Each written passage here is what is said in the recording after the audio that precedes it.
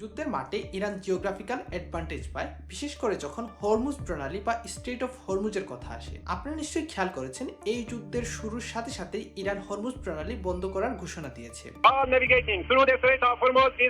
প্রথমে বুঝে নেওয়া যাক স্ট্রেট অফ হরমুজ বা হরমুজ প্রণালী আসলে কি। এটি মাত্র 33 কিলোমিটার প্রশস্ত একটা ছোট সামুদ্রিক পথ, যা ইরান, ওমান এবং সংযুক্ত আরব আমিরাতের মাঝখানে অবস্থিত। আপনারা জানেন, এই অঞ্চলে বিশ্বের অন্যতম জ্বালানির ভান্ডার। এই সরু সমুদ্র পথ দিয়ে বিশ্বের প্রায় 20% তেল সরবরাহ পরিবহন হয়। প্রতিদিন প্রায় 17 মিলিয়ন ব্যারেল তেল। এই তেল আসে পারস্য উপসাগরীয় 8টি দেশ থেকে, যার মধ্যে রয়েছে ইরান, ইরাক, কুয়েত, বাহরাইন, কাতার, সৌদি আরব এবং সংযুক্ত আরব আমিরাত। সৌদি আরব, কুয়েত এবং কাতারের প্রায় 90% তেল রপ্তানি সরু পথ দিয়ে বিশ্বের বিভিন্ন দেশে পৌঁছায়। ইরান যেহেতু স্ট্রেট অফ হরমুজ বা হরমুজ প্রণালী বন্ধ করে দিয়েছে, তাই সবচেয়ে বেশি ঝুঁকির মুখে পড়েছে ভারত। কারণ ভারত তার মোট তেলের 85% বিদেশ থেকে আমদানি করে।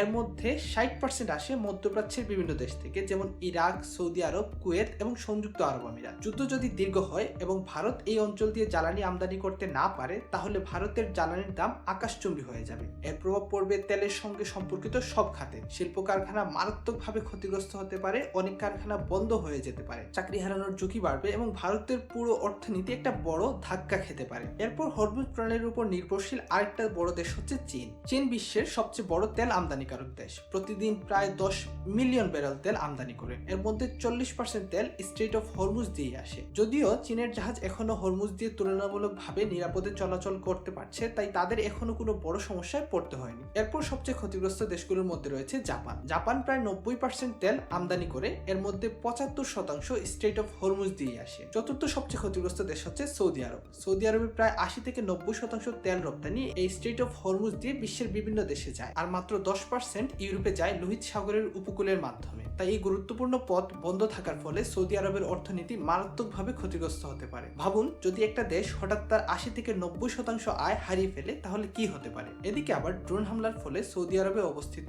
আরামকোর বিশ্বের সবচেয়ে বড় তেল শোধনাগার সাময়িকভাবে বন্ধ হয়ে গেছে। তাই এই যুদ্ধে সৌদি আরব বিশাল ক্ষতির মুখে পড়তে পারে। পঞ্চম স্থানে আছে পাকিস্তান। পাকিস্তান তার প্রায় 90% তেল স্ট্রেট অফ হরমুজ দিয়ে আমদানি করে, যা দেশের মোট জ্বালানি চাহিদার প্রায় 27%। এই পথ বন্ধ থাকলে পাকিস্তানের জ্বালানির দাম দ্রুত বেড়ে যেতে পারে। তবে এখানে একটা মজার বিষয় আছে। পাকিস্তানের সঙ্গে ইরানের সরাসরি সীমান্ত রয়েছে এবং কিছু সরকারি প্রতিবেদনে বলা হয়েছে যে পাকিস্তানের প্রায় প্রতি শতাংশ ডিজেল অনানুষ্ঠানিকভাবে ইরান থেকে আসে। পাকিস্তান হয়তো নীরবে বা আনুষ্ঠানিক চুক্তির মাধ্যমে ইরান থেকে তেল নেওয়ার চেষ্টা করতে পারে। এরপরে রয়েছে সংযুক্ত আরব আমিরাত। কারণ তাদের প্রায় 72% তেল রপ্তানি স্ট্রেট অফ হরমুজ দিয়ে হয়। তবে তাদের একটা বিকল্প ব্যবস্থা রয়েছে, হাবশান ফুজাইয়া পাইপলাইন, যার মাধ্যমে তারা স্ট্রেট এরিয়ায় প্রায় 60% তেল রপ্তানি করতে পারে। তবে একটা বড় অর্থনীতির জন্য বাকি 40% হারানো একটা বড় ধাক্কা হবে। পাশাপাশি বিকল্প রাস্তায় পরিবহন খরচ বাড়ার একটা সম্ভাবনা থাকে। এরপর আসে ইউরোপের দেশগুলো, যেমন ফ্রান্স, জার্মানি, ইতালি। এই দেশগুলোর গড়ে প্রায় 10% তেল স্ট্রেট অফ হরমুজের মাধ্যমে পায়। এই পথ বন্ধ হওয়ার ফলে ইউরোপের তেলের দাম ইতিমধ্যেই 50% বেড়ে গেছে। এই অবস্থা চলমান থাকলে মুদ্রাস্ফীতি, কোম্পানি বন্ধ হওয়া এবং চাকরির সংকট তৈরি হতে পারে পুরো ইউরোপ জুড়ে। বৈশ্বিকভাবে বিশেষজ্ঞরা সতর্ক করেছেন, যদি এই পথ দীর্ঘ সময় বন্ধ থাকে, তাহলে তেলের দাম ব্যারেল প্রতি $150 বেশি হয়ে যেতে পারে। ইরান তো বলেই দিয়েছে এটি $200 পর্যন্ত পৌঁছাতে পারে। এর ফলে বিশ্ব জুড়ে মুদ্রাস্ফীতি বেড়ে যাবে এবং শুরু হতে পারে একটা বড় বৈশ্বিক অর্থনৈতিক মন্দা। অর্থাৎ মাত্র 33 কিলোমিটারের এই প্রশস্ত ছোট সমুদ্রপথের ক্ষমতা আছে পুরো বিশ্বকে কাঁপিয়ে দেওয়ার, এবং ইরান সেই অ্যাডভান্টেজটা নেওয়ার চেষ্টা করছে। ইরান চাচ্ছে এই হরমুজ প্রণালী দিয়েই যুদ্ধটা থামিয়ে দিতে।